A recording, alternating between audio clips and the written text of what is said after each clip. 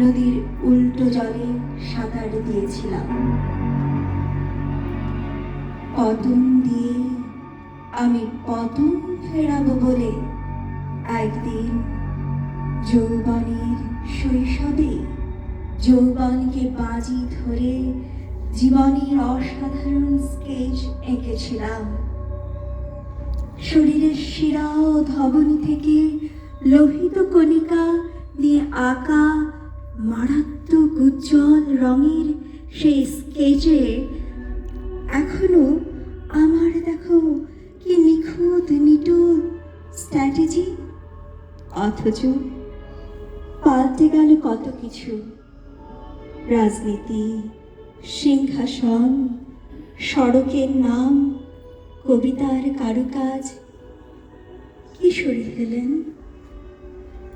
কেবল মানুষ কিছু এখনো মিছিলে, যেন পথে পায়ে নিবিড় বন্ধনে তারা ফুরাবে জীবন।